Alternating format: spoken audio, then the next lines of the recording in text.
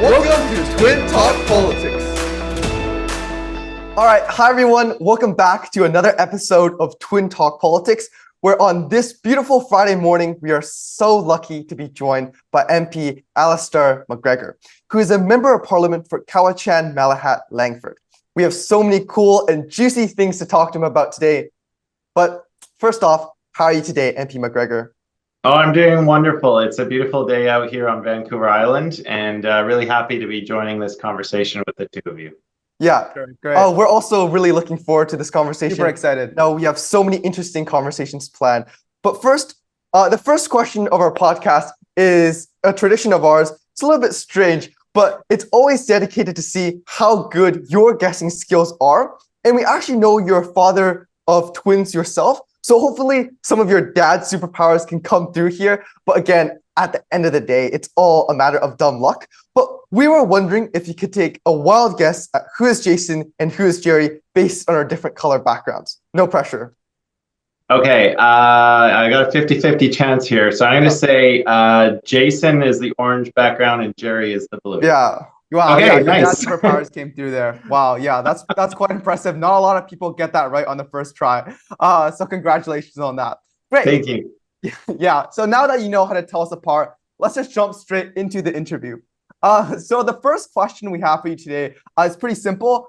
We were just wondering if you could please introduce yourself, maybe some of your passions in your life outside of politics, and how you got into and interested in politics in the first place. Yeah, so my name is Alistair MacGregor. I was actually born on Vancouver Island in Victoria, so this place has been home to me for quite some time. I've called the Cowichan Valley actually home now for over 30 years, and I'm really proud to be raising my family here. I'm a father of 3 daughters. We have a small farming property, so when I'm not doing politics, I'm really busy around the farm, and you know, the work on a farm is never finished. That's the great thing about it. Yeah. There's always something to do. So I kind of like just kind of walking around, getting instructions from my wife about things that need to be fixed. We have a few animals that we have to look after, and we like growing fruits and vegetables. So all of that takes some work, on my off time. I love having my daughters with me.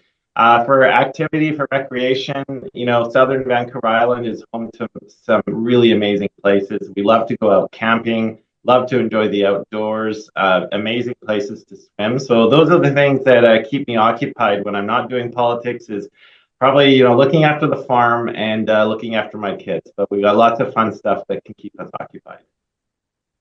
Yeah, Sure. That's really, really great.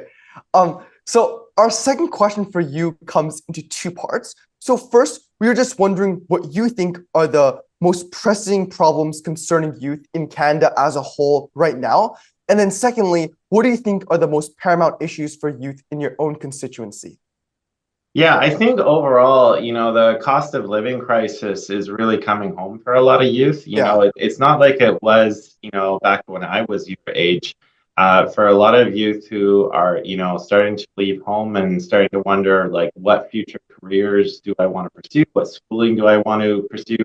I know the cost of tuition is a lot higher than when I was your age. Yeah. The cost of rent, basic food, these are incredible things. But, related to that is also, I think, a concern about what the future actually holds, because I think a lot of youth, are starting to understand that the decisions made in politics right now are going to actually affect, when they start inheriting this country and you start becoming the politicians, the business leaders, leaders of your community.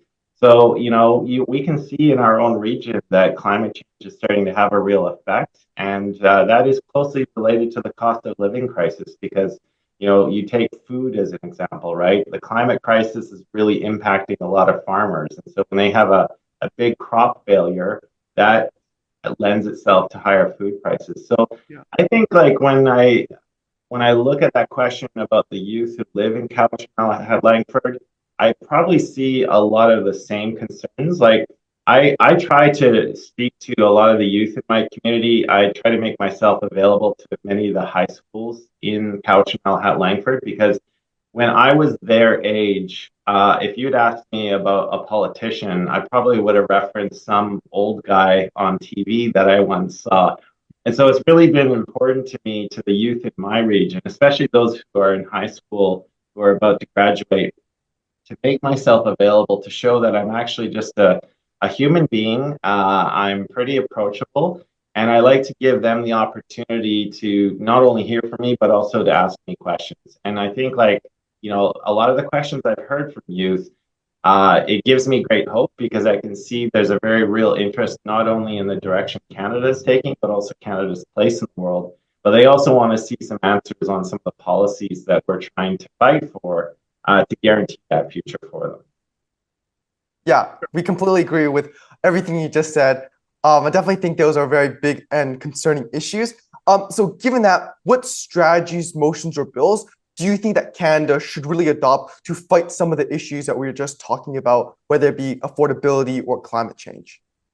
Yeah, so let's start on the affordability part because we've done a lot of work on that recently. And I think from my perspective, I think that, successive governments we've seen in Ottawa have been showing a lot of deference to corporations. And so as a result, a lot of the rules that are in place, allowing mergers and acquisitions, there's a lot of corporate power and influence, but also at a time when so many people have been struggling with the cost of living, with basic necessities of life, we've also seen corporate sectors have been doing really, really well in their net profits. Yeah. So there's a big disparity there, right? We've got corporations making money hand over fist, and you can see that in their publicly available earnings, when at the same time when people are struggling. So I think in order to tackle affordability, we need politicians who are committed to changing the rules to kind of swing the pendulum back in the favor of working families, of people like yourself who are just entering the job market, going through school, trying to find your path in life, and it's filled with all kinds of obstacles. And I don't think it needs to be that hard. So we need policies in place that are going to give the Competition Bureau more power, more resources to tackle those unfair corporate practices. Yeah. And we need to make sure that we have an environment where we have a tax system which is putting in more fairness, because for so many people who are struggling, they don't have access to enough services to help them get a leg up. Whereas people on the other end of the spectrum, they've never seen it so good, both in their earnings and the amount of influence they wield. On the climate change front, there's a number of things. Number one, we have to put in policies that work in partnership with our international partners at lowering our emissions. There's a number of ways that we can do that. I think you touched on the introduction, where I've been working closely with farmers to find ways where we can make them one of the tools that fights climate change. We've got to find ways where we are transitioning to a new green economy. And the great thing about that is that there are so many jobs and economic opportunities available in that transition. And so anything we can do that is going to kill two birds with one stone. It's both going to help workers, but also help Canada meet its climate change obligation. Yeah, definitely. Talking and continue on that vein of affordability, as we said, and as many of us know, a key concern for youth, especially the ones entering society very soon, is the aspect of affordability on all fronts, whether it be housing, but also another key worry of many of us is just the fact that groceries and food prices are surging to a huge extent, where many of us may even fear that we may not even be able to put food on the table. Where sadly more than 6.9 million Canadians face some aspect of food insecurity. And we know that you're actually the NDP's critic for food price inflation. And we were super inspired by your bill C406, which really tackles this problem head on by setting national standards for grocery pricing, increasing transparency on price changes, and really educating the consumer on unit prices. So we were wondering, given your extreme experience within this field, what do you think are the main causes of food insecurity, and how does your amazing initiative really tackle that?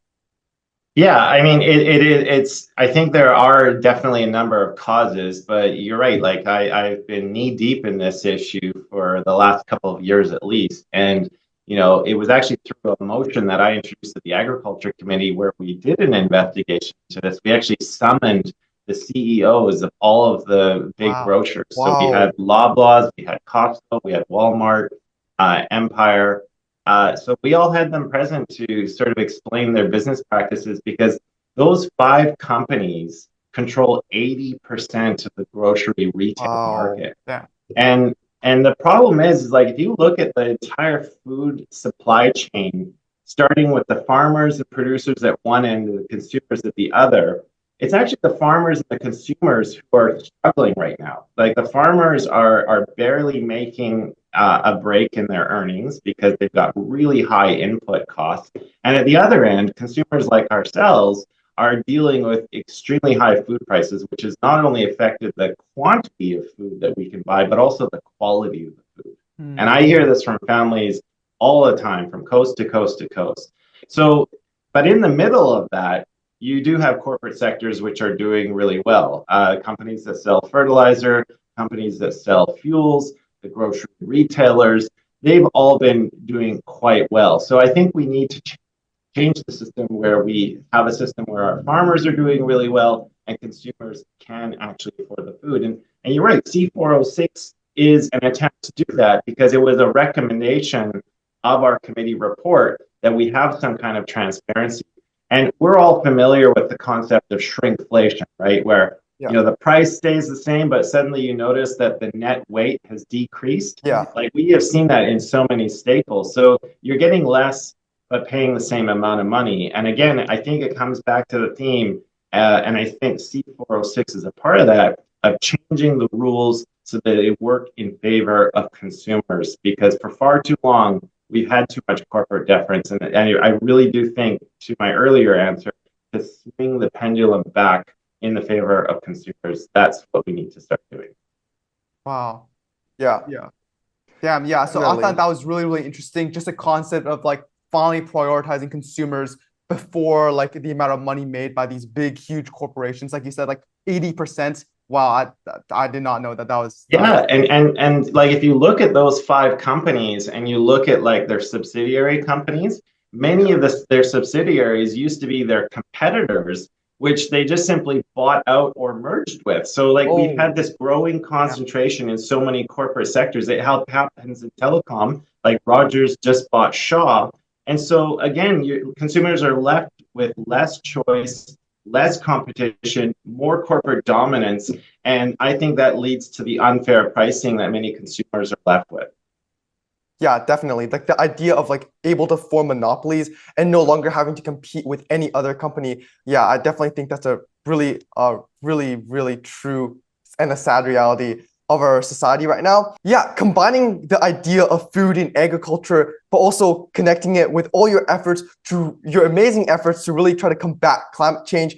We know you're also the NDP's critic of agriculture and agri-food, where your bill C203, which improves soil health by increasing capacity to produce more food, but also does so in a very sustainable manner, can actually go a long ways to really help Canada fight climate change by really sequestering carbon and reducing the soil erosion. And we know another initiative that you pushed forward here is your motion 117 of prioritizing organic agriculture, which not only increases biodiversity, but simultaneously cuts down on all that negative and toxic greenhouse gases. So we were wondering if you could speak a little bit more about the interconnected nature of your initiatives and also how they can simultaneously increase production and income for farmers while helping Canada meet its climate goals.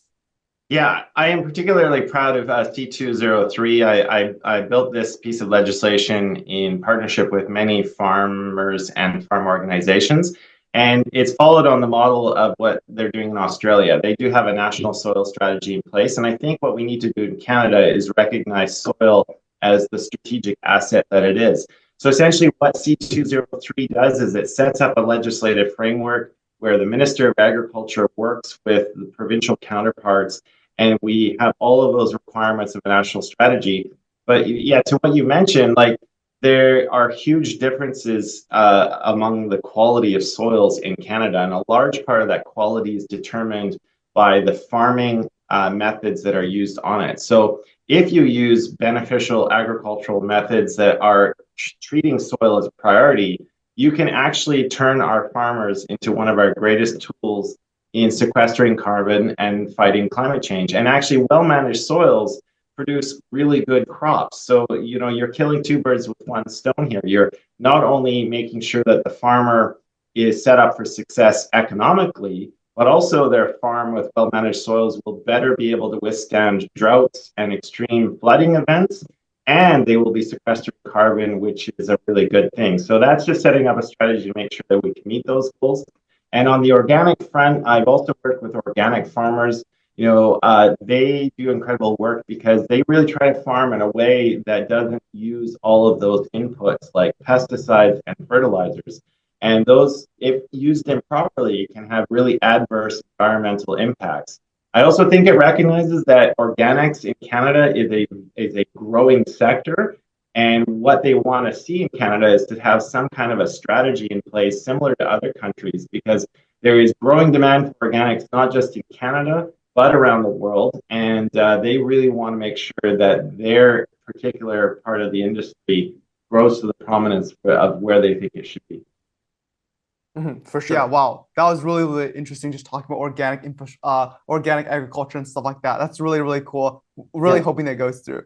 Great. So another issue that is on the top of mind for youth who are athletes, for example, and I know like just countless Canadians across the country, that is often not talked about as much in comparison to these bigger issues that we were talking about, is brain injuries. And this is a topic that Jerry and I are super, super passionate about. And in fact, earlier this year, when I was away at Canadian Speech Nationals, my entire project and speech was devoted on CTE, chronic traumatic encephalopathy, a form of brain injury. So again, this is something that we're super, super passionate about and so excited to be able to chat with you a little bit more. And we know this is an issue that is especially concerning for, you know, the youth populace in Canada, in which around 50,000 young Canadians have been left to cope with the aftermath of brain injuries alone every single year, which we know can lead to super, super bad and negative repercussions such as loss of behavior control, memory loss, and a lot of other adverse consequences. And we know this is an issue that you're extremely passionate about and passed a very much needed private members bill, Bill C-277, that creates a national strategy to improve brain injury awareness, prevention, and treatment that thankfully passed unanimously. If you couldn't already tell, we're really, really inspired by this bill that we think has the potential to save so many people, you know, youth Canadians and just Canadians all over the country. So our question is, we are wondering if you could please speak a little bit more on sort of the motivation you had behind this bill and how you believe it will make a difference for Canadians all over the country.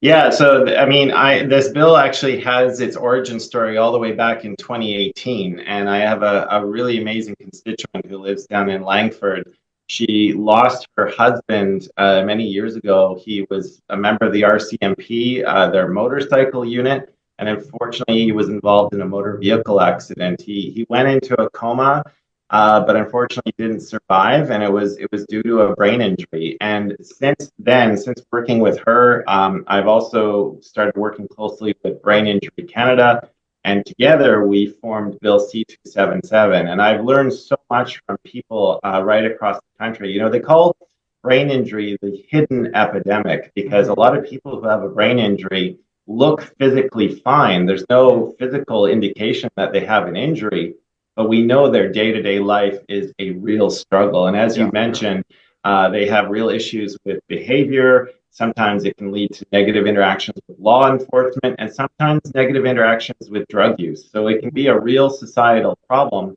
I was extremely proud to see that we got a unanimous vote at second reading. So when I return this fall, we're going to be busy at the Health Committee, making sure that we get it passed through that stage, reported back to the House, and then sent off to the Senate. But given the fact that we got a unanimous vote, we're expecting that to move quite quickly. And essentially what this brain injury bill does is it sets up that national strategy. So forces the Minister of Health to work with provincial counterparts. It's a bill that includes all kinds of measures to help build awareness, prevention, treatment, and recovery. Because I think what we recognize with the prevalence of brain injury, not only amongst youth in sports, but like countrywide in so many other areas, these are traumatic brain injuries. It's a problem that, you know, more than 1.5 million Canadians live with a brain injury. Wow. And in fact, the real number is probably higher than that because that statistic is old. So it's a problem that's bigger than any one province can handle on its own. And because it has so many negative implications for society, I think we need to start treating this issue with national importance. And the fact that we got a unanimous vote in the House of Commons from members from all different parties shows that, my colleagues all agreed. So that was amazing. We still got a lot of work to do, but I'm very, very happy with the result. And it's an amazing testament to the importance and the campaign that so many people with lived experience counted. For sure. Yeah, again, really, really cool. Jared and I really hope this goes through all the way and goes through smoothly. So really wishing the best of luck on that. Great. Yeah. So the next part of our interview, we're going to sort of switch gears a little bit and talk a lot more about everything to do with youth. So we know in recent years in Canada, there's unfortunately been a decline in youth engagement, whether that looks like, less youth turning up at polls to vote or less youth just really getting themselves engaged in the political landscape to voice their opinions on what issues they find, really interesting or what issues they want solved. So our question for you comes in two parts. So firstly, we are wondering, in your opinion, in what aspects can the youth become more engaged in the political conversation and in the political sphere? And secondly, how can we as youth help to address some of the really important issues that Canada currently faces, like we discussed earlier? Yeah, so I think like the first question is, how can youth get more involved? Absolutely, like an easy one is to try and find like a local political party that aligns with your values, because I think that's how everyone finds a home to their various political parties, is they see the policies that they're fighting for and that aligns with a person's values, and that's how they gravitate towards it. I think it's a two-way street. Not only do youth have to assume some responsibility for getting involved, but I also think that elected officials like myself have to do those outreach efforts so that we can make youth aware that, these decisions that are being made in a faraway place called Ottawa do have an impact on your life. And you have a very real interest in being a part of that conversation, because, if people don't get involved, like we know that of people who vote, senior citizens vote like probably 90% and above. And so there's a real concern that if youth don't get involved, they're going to see policies in Ottawa that don't reflect their interests. And if they don't see policies in Ottawa that reflects their interests, that might turn them away from voting. And so we get stuck in a vicious cycle, right? Yeah. And so I always make the point that in the House of Commons, it's called the House of Commons for a reason.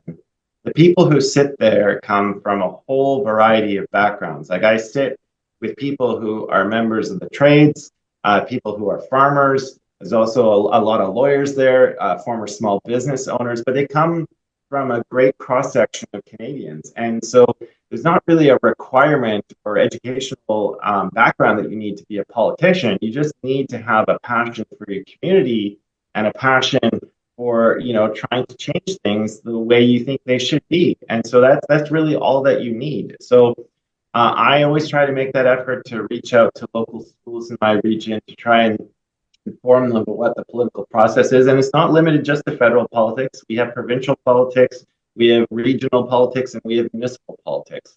So there's a variety of ways, but it's a challenge. Don't get me wrong, I'm not going to say I have the answer here. But absolutely, I think I look at it from my perspective. What can I do in my community to make myself more approachable so that the youth who are out there who might have a tiny inkling of an interest in politics, I can help grow that and make them aware that there are avenues where they can start pursuing that so that hopefully that interest grows. Because, I'm not going to be around forever. We want to make sure that that next generation is stepping up to the plate and one day taking the reins of power so that we can, guide this country to the future that you all want. Wow. Yeah, for sure. I really found that really cool and inspiring at the same time, where we can actually become so much more engaged. And the problem that I found was also kind of devastating at the same time is a cycle that you just talked about, that if we don't get engaged now and nothing happens in Ottawa for the youth, this may spiral into something much more catastrophic. So specifically regarding that, what are your thoughts about the voting age in Canada? Do you potentially think that if we lower the federal voting age to 16 as proposed by Bill C-210, this will not only encourage more youth to vote, be more aligned with and talk a little bit more and be more engaged in the political realm, but also ensure that, as you said, the things that are being talked, in Ottawa are the problems that youth really want solved? Yeah, I was really proud to vote in favor of that bill, and I'm sorry to see that it didn't pass. But I look back to when I was 16 years old, I was driving a car, Yeah. I was working at a job, I was paying taxes, but I didn't have the ability to vote on how those taxes should be spent. So I absolutely am in favor of lowering the voting age to 16. I think many 16-year-olds demonstrate a maturity and an understanding of the issues that are affecting their future, that absolutely we should be able to give them a voice at the ballot box. So I am very much in favor of that. I do think that it would lend itself to more youth participation. I think there has been talk of efforts to pre-register people, when they're 17 years old, so that by the time that they're 18, they automatically get a voter registration card in the mail if there's an election that year. Those are things that we can do, but I think lowering the voting age to 16, that's absolutely something I'm in favor of. For sure. Great. Yeah. It's another initiative that Jerry and I are really passionate about. So it's great to see so much support for it. Great. Our second to last question for you before we move on to the fun question at the end is if you could send a really brief and short message to all young Canadians right now, what would your message be? Times are tough right now, but we've been through tough times before. And the way we get through tough times is by sticking together and looking out for one another. That's my message. There's a lot of fear and division out there, and I think we have to avoid at all costs going down those paths. The way we get through tough things is by sticking together and looking out for one another. And we need to see government policies reflect that basic theme. For sure. Yeah, that was really, really powerful. Even in times where they are tough, the main thing is we need to stick together and go through it together. So lastly, and a fun question to end off this amazing session is that, as you said before, you actually own a beautiful farm where you grow amazing fruits, vegetables, and take care of so many beautiful animals. And this is going to be a hard question, maybe the hardest question of this entire interview, but what would you say is your favorite thing to do on the farm? And what would you say is your favorite animal to look after? So I'm lucky, my farm is big enough that, and I've recently gotten into archery. So I think the funnest thing I do on my farm is probably at the end of the day is I set up some hay bales and I take my bow out and just do some target practice, with the arrows. So that's definitely one of the fun things that I love to do around the farm. And I would say my favorite animal, is absolutely our little piglets. They are really cute. They're very funny, and they actually like to have their bellies rubbed. So they are always running up and allowing you to pet them. So they've got a lot of personality. So I would say they're definitely the most fun animal to deal with. Cool. Thank you for your answer. That was really, really cool. All right. I think that concludes our interview today. Again, Jerry and I would like to extend a huge, huge thank you to MP MacGregor and his phenomenal team for this amazing opportunity, especially MP MacGregor for taking the time out of his very, very busy schedule to come here and actually meet with us today. We truly, truly appreciate it. I know I can speak on behalf of Jerry and I. Throughout this conversation, we learned so much information, so much more nuanced perspectives that has really inspired us to see actual change made in our world. I'm sure the viewers did as well. So we truly, truly appreciate it. For all the listeners at home, if you guys wish to see more interviews like this, be sure to tune into future episodes. Thank you, everyone, and we'll see you guys next time. Take care. Thank you.